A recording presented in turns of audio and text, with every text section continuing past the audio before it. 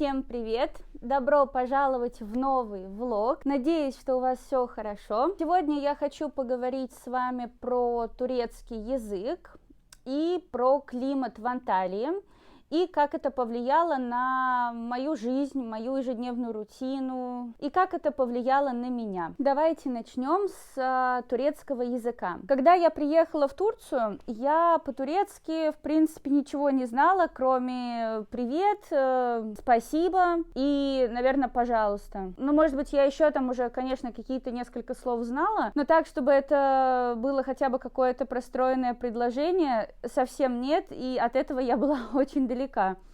Соответственно, я приехала в Турцию, не бэни мэни кукареку, но хотя бы с английским языком, то есть русский, понятно, английский, но здесь они мне никак не помогли, потому что здесь никто, в принципе, не знает русского, кроме тех, кто работает, например, в туризме, ну и то они знают какие-то фразочки для работы. И английский язык тоже, в принципе, тут очень мало кто знает. Ну, я только за Анталию могу говорить, конечно, то, в принципе, ну, в общей массе все знают только турецкий язык, и поэтому, если человек собирается жить здесь, то необходимо, конечно, учить местный язык, потому что, ну, иначе ты просто не сможешь нормально объясняться ни с кем, а тут, естественно, все, ну, у тебя вся жизнь будет подвязана на турецком языке, любое учреждение, медицинское, учебное, государственное, магазины, то есть, ну, абсолютно все, везде это один турецкий язык. Но есть и плюсы,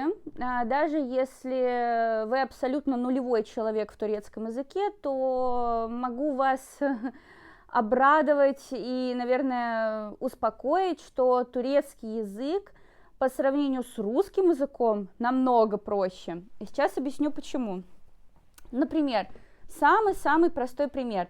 У нас в русском языке есть падежи, спряжения, склонения, род, там, времена и так далее. То есть огромная грамматика. И, конечно, иностранному человеку, начинающему учить русский язык, это просто темный лес. Но для тех, кто знает русский язык, да, то есть для нас, русскоговорящих, какой-нибудь другой язык, ну, не будем брать, конечно, например, японский, китайский, это тоже совсем другой уровень сложности. Если мы берем турецкий язык, то он, правда, намного проще. Например, у них есть слово «о», просто буква «о».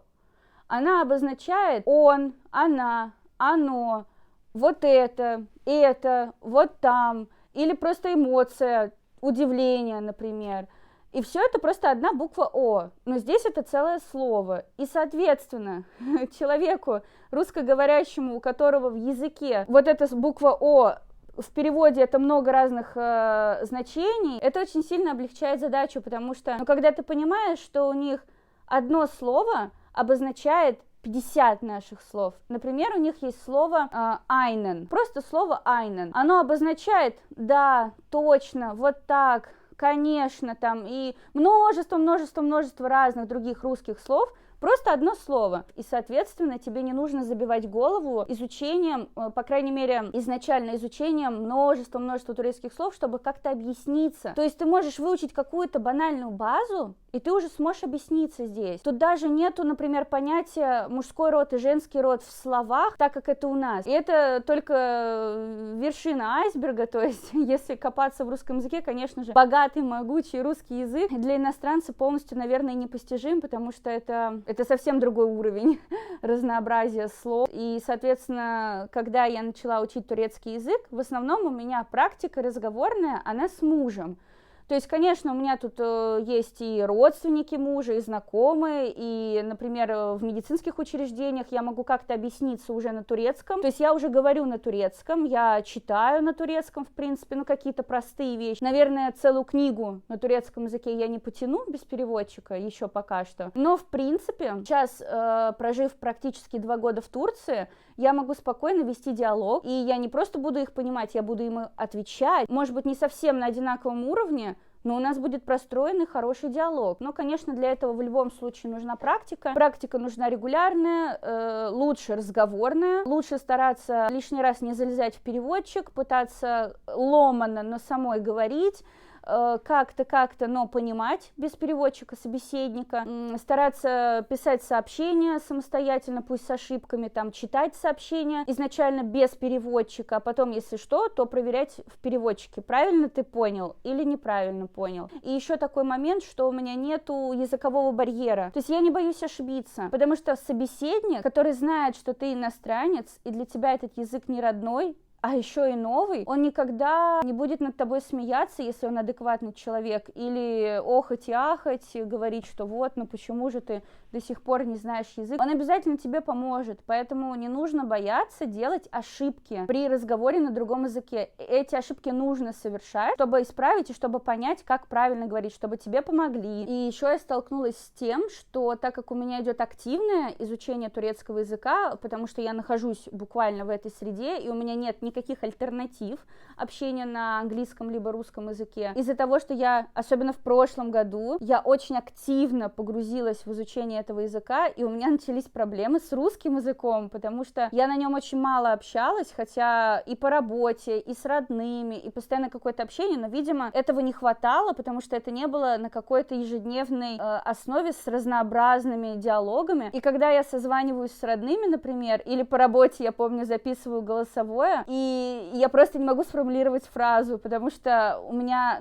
просто стопорит. Я не могу, я даже в голове не могу простроить фразу, настолько у меня переключился фокус на изучение турецкого языка, и у меня даже какие-то моменты бывают, что проскакивают, я говорю по-русски, а у меня может проскакивать турецкие слова, либо, ну это раньше так было, а сейчас, когда я хочу сказать турецкое слово, то я останавливаю себя и стараюсь продолжить как-то фразу. В этом году у меня уже все нормализовалось, более-менее, но в прошлом году это было сильно, конечно, потому что мне очень сильно мешало это в общении, потому что я и так быстро говорю обычно, и мне очень сложно замедляться, и когда я еще не могу простроить фразу, и у меня просто ступор в голове, я даже не знаю, как продолжить мою мысль, то я порой даже сбивалась с толку. Побочный эффект активного, быстрого изучения нового языка в натуральной среде. Теперь я хочу поговорить с вами про климат в Турции, а конкретнее в Анталии. Анталия — это достаточно жаркий город, то есть летом это 40 градусов жары,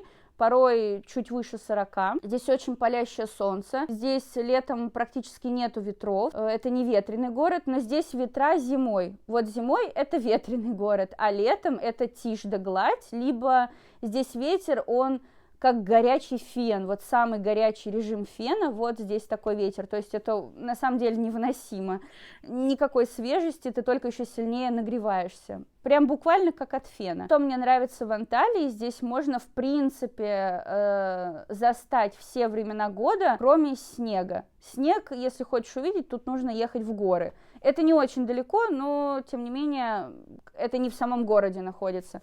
А так здесь и лето, и осень, и некая зима, и весна, в принципе. Причем осень и весна здесь потрясающие. Они всегда такие тепло-прохладные, эти два времени года. Очень много солнца, гулять очень комфортно, находиться на улице комфортно и свежо. Это прям такие два времени года, которые здесь люди очень любят, потому что они идеальные. Они не холодные и не жаркие, они теплые, с приятным прохладным ветерком, таким свежим-свежим ветром, как вот, например, если взять российскую весну, например, такую хорошую весну после зимы, вот то же самое здесь осенью и весной. Зимой здесь очень много дождей, то есть это могут быть проливные недельные дожди, это могут быть моросящие ежедневные дожди, все везде сырое, соответственно, холодный сырой воздух, который тебя, от которого ты промерзаешь до самых костей, как бы тепло ты ни оделся, из-за вот этой сырости и холода ты очень сильно замерзаешь в любом случае. Конечно, зима раз на раз не приходится, иногда более теплая, иногда более холодная. Вот последняя зима была очень холодная, потому что очень много снега выпало в горах. Когда очень много снега выпадает в горах, то этот холод от снега опускается на город, и от этого очень холодно получается в городе. Соответственно, как повлиял климат в Анталии на мою, можно сказать, не ежедневную рутину, но на простроение планов и вообще жизнь в Анталии. Давайте возьмем лето. Сейчас у нас как раз лето, и поговорим об этом времени года. Летом, как я уже сказала, здесь очень сильная жара, здесь на улице нету какого-то свежего воздуха, ты выходишь на улицу из здания, тебя окутывает влага, ты сразу, кто сильно потеет, ты сразу становишься мокрым, естественно, тебя парит еще солнце, и от этого становится тяжело находиться на улице, тяжело гулять, тебе постоянно хочется охладиться чем-то, принять холодный душ, освежиться. И это продолжается на протяжении, 4-5 месяцев, наверное. И, конечно, все начинают мечтать уже потом о зиме. Но зима, как я уже сказала, здесь дождливая. И, например, зимой, летом ты не можешь выходить постоянно на улицу из-за жары. Соответственно, как поменялась моя рутина летом? Если в Москве я много гуляла, для меня не проблема было выйти в магазин, куда-то поехать, что-то сделать, потому что, да, жарко, но не настолько жарко, чтобы я вообще ничего не могла сделать на улице. В то время как в Анталии, для того, чтобы мне сходить в магазин, мне нужно простроить планы, когда я пойду в магазин, не будет ли это очень жаркий день или утро, потому что до магазина, я уже снимала там позапрошлый влог, когда я ходила на рынок и в магазины, это очень рядом находится с моим домом, но даже вот это расстояние небольшое до магазина и обратно, мне достаточно, чтобы полностью вспотеть, чтобы насладиться жарой просто на неделю еще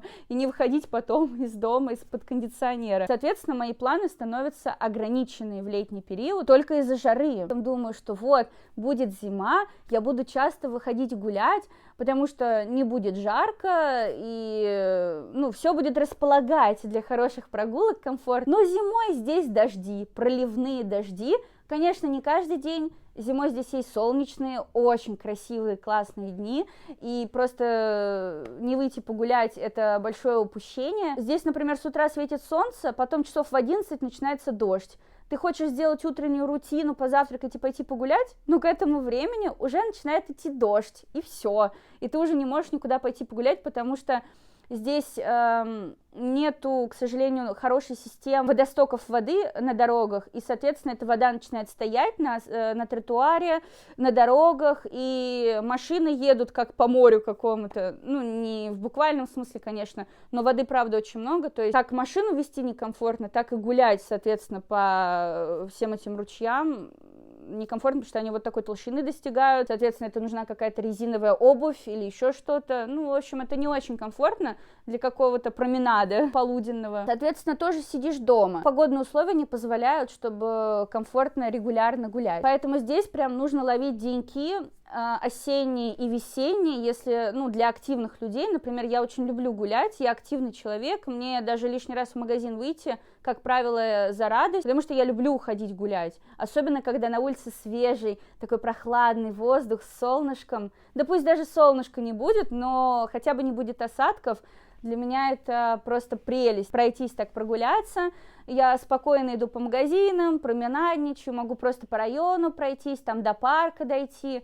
У нас тут недалеко, не парк, такой сквер есть, но эти деньки очень короткие. Вот такая болталка у нас с вами получилась сегодня про турецкий язык и климат в Анталии. Я так в общих чертах, где-то в чем-то подробно рассказала вам, опять же, о своих наблюдениях, своем опыте, и как это повлияло на меня, на мою жизнь, на мою рутину, на мою избирательность в планах, вообще планирование. Надеюсь, что вам было интересно. Завтра я планирую пойти в супермаркеты, в местные супермаркеты, сделать такой небольшой рейв по супермаркетам.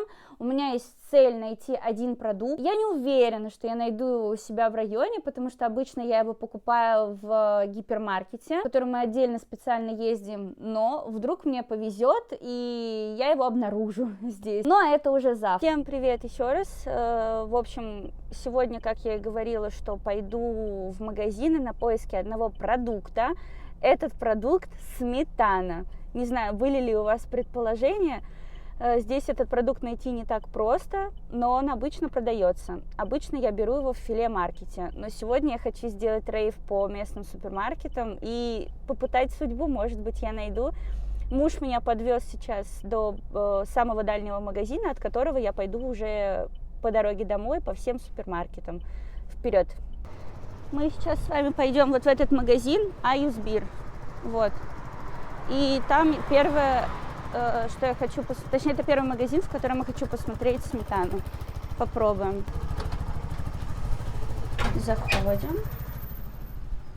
В общем, я вам, наверное, сейчас быстренько покажу. Тут, как обычно, сразу на входе хлеб, сладости, всякое к чаю. Это, наверное, база всех супермаркетов. Сразу хлеб, какие-нибудь чипсы, шоколадки, напитки. Здесь всякая бакалея. Но я сейчас непременно пойду сразу в молочку. Здесь немного специфический персонал работает, поэтому я хочу очень быстро сделать свою миссию в молочном отделе и пойти отсюда. Единственное, что я хочу купить здесь фруктовый сок, потому что я еще не завтракала, а у меня сейчас это очень важная вещь. То есть если я хожу голодная, у меня может очень закружиться голова из-за беременности, вот, поэтому мне нужно хотя бы что-нибудь сладенькое, там, сок выпить, например, или йогурт, что-нибудь такое. Так, вот мы пришли в молочный отдел, сейчас я вижу айран, йогурты всякие, тоже вот активия, кстати, есть вот такая, я здесь еще не пробовала, кстати, ни разу. Йогурт обычный, сыры. Ага, вот сметана, смотрите, экши крема, я, кстати, сразу, наверное, его и возьму. Это просто удача, что я так быстро нашла здесь сметану. Сейчас посмотрим срок годности. И причем фирма «Президент». Это очень хорошая фирма, я думаю, все ее знают. До 28 июля. Сейчас у нас 15 июля. Да, я возьму эту сметану. В общем, вот такая сметана «Президент». В принципе, мне муж сказал, что, скорее всего, именно в Айюсбир я смогу найти сметану. Скорее всего, в других супермаркетах ее не будет. И это самый дальний магазин от дома, первый, в который я зашла. И сразу я нашла сметану. В общем, сейчас я ее куплю. Пойдемте найдем с вами сок. Здесь в холодильнике газировка, но я хочу именно какой-нибудь фруктовый сок. Поэтому сейчас я пойду его поищу. Здесь всякие бытовые предметы. Вот напитки, вот здесь. Я не уверена, что здесь есть пакетики. Есть, кстати. Вот, я, наверное, вот этот сок Капи возьму. Какой-нибудь, вот этот. Это просто мультифрукт. Вот, микс. В общем, вот этот сок возьму. Сейчас пойду на кассу. Здесь есть различные, кстати, другие соки, напитки. Но я возьму вот этот. В общем, я купила сок, я купила сразу сметану. Я не думала, что я вообще здесь найду, если честно. Я думала, что моя миссия будет провалена немножко. Но мой муж оказался прав, его догадки были верны, что именно в Айюсбир, скорее всего, я найду сметану. Да еще и какой фирмы? «Президент», то есть это фирма, ну, как бы на хорошем уровне и в СНГ. Вот, и здесь ее в настолько банальном супермаркете я нашла, то есть Айюсбир, я тут перехожу дорогу, смотрю по сторонам, Айюсбир, здесь вообще не на хорошем счету супермаркет, но там иногда бывают вот такие товары, необычные для местного населения, которые можно найти. Вот нашла, причем, кстати, недорого, вот такая банка сметаны «Президент», не знаю, сколько там грамм, но она не маленькая, я вам показала ее. По скидке 80 лир. Это на рубли примерно 160 рублей. В общем, ну это недорого. Но мы все равно с вами пойдем сейчас в супермаркет Бим, потому что мне нужно купить некоторые другие товары для дома. Мне там нужно взять влажные салфетки. Что-то мне... йогурт мне нужно взять. Потому что у меня сейчас жизнь без йогурта. Так, мне солнце светит прям в глаза. Я забыла солнцезащитные очки. В общем, без йогурта я сейчас не могу. Особенно в беременности. Это у меня какой-то главный перекус. Я, знаете, как ощущаю, как будто бы мне обволакивает желудок. Мне становится сразу лучше. Какая бы голодная я ни была, йогурт мне всегда очень сильно помогает. И это все-таки что-то более такое, как здоровый перекус. Особенно я люблю йогурт с фруктами различными, там с клубникой, с бананом, с черникой, вот, поэтому мне обязательно надо его сейчас купить. Ну вот, сейчас я выпью сок и пойду в Бим. Сегодня среда, и я сделала выбор пойти в магазин сегодня, а не вчера, потому что Здесь обычно, вот здесь везде этот базар. Я, кстати, его вам показывала уже в одном из влогов. И получается, здесь вот там магазин Шок, здесь магазин Бим. И здесь пройти просто нереально, потому что здесь все в больших машинах, здесь все в продавцах, все вот так. Потом это все уходит вот туда, по улице, вот туда, далеко-далеко. Ну, соответственно, здесь вокруг везде базар. Ну, и это не очень удобно. А сегодня среда, здесь рынка нет. Можно комфортно пройтись по магазинам. Когда я снимала свое видео в БИМ, вот когда влог у меня про рынок и супермаркет был, то там, в принципе, на меня персонал смотрел, что я снимаю видео. Наверное, это впервые они здесь такое увидели.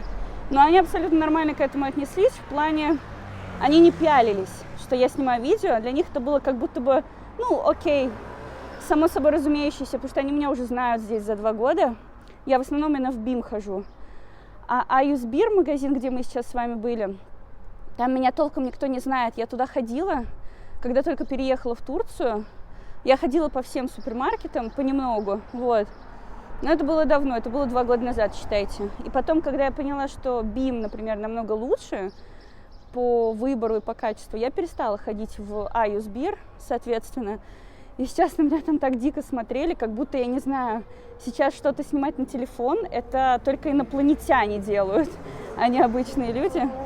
Ну, как бы окей, я не снимала персонал, сохранила личное пространство, это самое главное. Что мне не очень нравится на местных улицах, что практически нигде нету мусорных этих баскетов. То есть приходится искать большие мусорные баки и ходить с мусором. То есть я могла бы положить это в свою сумку, в которую я кладу продукты, когда иду в магазин. Но, да, я выпила сок полностью, но оттуда все равно может что-то пролиться, если он перевернется или еще что-то. То есть я хочу сразу выкинуть. И сейчас я иду обратно, откуда я пришла, немного, чтобы выкинуть это все в большой мусорный бак. Вот. Все, mission. Другая mission completion. Теперь мы можем спокойно идти в БИМ. Вот, я, наверное, там сейчас не буду особо снимать, потому что я хочу просто набрать продукты, которые мне нужны, и пойти домой, потому что на улице очень жарко. Мне уже очень жарко. Вот. Я хочу просто прийти домой, позавтракать. Для меня завтрак очень важный прием пищи, особенно когда мое положение началось, скажем так. Мне голодать никак нельзя, то мне становится плохо. Вот, так что очень важно не пропускать приемы пищи. Ну что, заходим в БИМ. Ну, так как мы здесь с вами уже были, то я особо не буду прям снимать. Ну, в общем, сейчас я все возьму, что мне нужно, и пойду на улицу. В общем, я всего накупила, набрала. Это еще у меня полная сумка продуктов. А мне, главное, муж говорит, ты много не бери, чтобы тебе тяжело не было, соответственно, потому что сейчас я тяжести, в основном сейчас я тяжести не ношу, не поднимаю, а тем более идти в горку из магазина. Кто смотрел мои прошлые влоги, там в одном из влогов я говорила, что от магазинов мне идти вверх в горку к дому, и я сейчас тащусь. Ну ничего. Много что нужно было, потому что много что закончилось. И, конечно, что-то я прошу мужа купить вечером после работы. Он заезжает и, соответственно, на машине привозит. Это удобнее, нежели я вот так пру. Ну, ничего страшного. Что-то у меня глаза разбежались, всего захотелось купить. Вот. Так что иду домой. В принципе, тут 2 минуты идти на самом деле. Но просто из-за того, что жарко и влажно, просто дышать нечем. А так-то, в принципе, несложно и недалеко. Вот. Кстати, я говорила, что у меня откололся зуб. И мы пошли к стоматологу. И что вы думаете? Из-за того, что я беременна, все, что мне нужно сейчас делать с зубами, для всего нужен рентген. И мне отказали. Ну, мне, естественно, все объяснили, обосновали. У нас хороший стоматолог. И она говорит, вот родишь, и приходи, мы тобой займемся, но пока что нельзя. Поэтому мне сделали силиконовую капу на нижнюю челюсть, чтобы у меня челюсти во сне хотя бы не терлись друг от друга, и зубы не стирались еще сильнее. У меня просто стираются зубы. Ну и передний зуб, то, что он откололся, ну это просто потерпеть, подождать. Ничего не сделаешь. Так что пока хожу без стоматолога, но зато сплю с ночной капой. Я думаю, многие про такие слышали. Вот, так что вот так я сходила к стоматологу. Вот такой влог он в этот раз получился. Спасибо, что были со мной, спасибо, что провели эти дни со мной. Я надеюсь, что вам было интересно, надеюсь, что у вас все хорошо. Оставляйте лайки, комментарии, подписывайтесь, чтобы не пропустить новые влоги. И до новых встреч! Пока!